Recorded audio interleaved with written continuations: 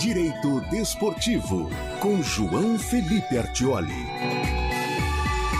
Doutor João Felipe Artioli, todas as segundas e sextas, ou às vezes em plantão, como aconteceu durante essa semana com a gente no CBN Esportes. Boa tarde, doutor. Boa tarde, Pio. Doutor, a gente tem um assunto principal hoje, né, que a gente ficou de trazer um pouquinho mais, que é a questão do Alisson, e aí já pensando no noticiário da Ponte. Mas antes disso, só fazendo um balanço sobre essa Copa do Mundo, muitos assuntos surgiram, obviamente, mas acho que dentro de um contexto jurídico a gente não teve nenhuma aberração, né, doutor? Pois é, e ainda tem muito mais coisas que aconteceram nessa Copa, né?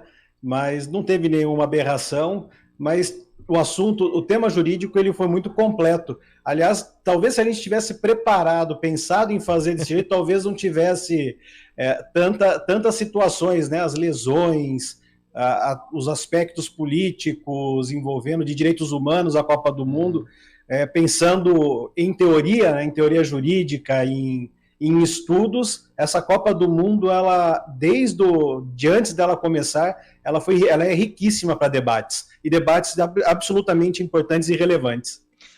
E eu imagino para vocês, assim, né, que conhecem, o departamento jurídico de uma FIFA, por exemplo, deve ser gigantesco, né, doutor? Imaginando, porque você já tem que prever muitas situações que podem acontecer, né?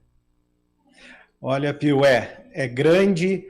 Tem ainda o tribunal arbitral envolvido na Copa do Mundo, e esses tipos de contratos, eu já tive a oportunidade de ver alguns, eles não são pequenos, eles são absolutamente complexos e tentam prever minuciosamente todas as situações possíveis e imagináveis que o ser humano consegue alcançar, viu? Não é simples, não, são realmente bastante complexos, porque acontecem fatos. O caso da Budweiser, por exemplo, é algo que obviamente estava previsto em contrato, mas que ninguém imaginaria que aconteceria, né? Um impacto gigantesco, e o departamento jurídico da FIFA, ele é acionado a qualquer momento, porque é um incêndio de grandes proporções que precisam ser apagados rapidamente, né? Nossa, sem dúvida nenhuma. Doutor, voltando ao assunto Alisson, que sem dúvida nenhuma foi o assunto da semana, né, pra gente aqui principalmente.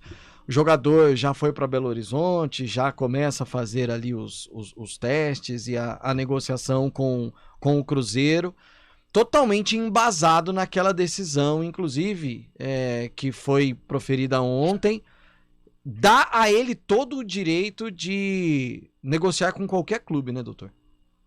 Precisamente. Na quarta-feira que nós falamos sobre isso, o artigo 31 da Lei Pelé, justamente abarcando tudo aquilo que tem como entendimento de salário, não o salário apenas, mas os valores de contrato de imagem, fundo de garantia, recolhimentos previdenciários, prêmios, enfim. E o artigo 31, ele prevê justamente que no inadimplemento disso e com a rescisão por conta disso, o atleta ele fica livre para poder se vincular a qualquer clube. E a juíza, pelo despacho que acabou sendo disponibilizado aí amplamente, ele consta exatamente isso, que foi alegada uma mora salarial e falta de pagamentos do fundo de garantia, tanto que o pedido ele é embasado no parágrafo 2º do artigo 31 da Lei Pelé, que nós comentamos na quarta-feira também, que é a mora contumaz com o recolhimento do FGTS e das verbas previdenciárias.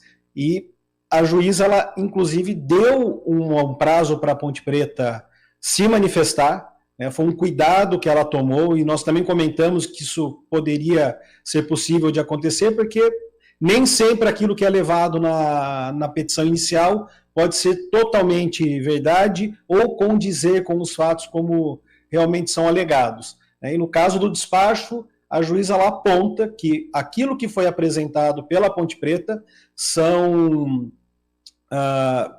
comprovantes que não estão na sua integralidade, né? E que foram realizados também após a propositura da ação, que foi o que o Júlio também trouxe na quarta-feira, né? Que o acerto ele foi posterior. Então, somando tudo isso, ela liberou, e o artigo 31 ele acaba justamente autorizando que se vincule sem que o atleta tenha que pagar qualquer multa para o clube. Agora, o processo prossegue e isso vai ser discutido, se haveria necessidade ou não da rescisão, se ele tem direito ou não à rescisão, e dependendo do que for, se não tiver direito, aí terá que pagar a multa para a Ponte Preta. Caso contrário, é a Ponte Preta que paga a cláusula compensatória, que é a multa do clube para o atleta, e o atleta segue livre no clube que ele se vinculou. Perfeito, doutor João Felipe Artioli, obrigado. Segunda-feira a gente se encontra pessoalmente aqui no estúdio, doutor. E vai ser um prazer participar pessoalmente aí na segunda-feira ao vivo. Bom final de semana para todo mundo e até segunda-feira. Até segunda, doutor João Felipe Artioli, esclarecendo mais essa situação do Alisson.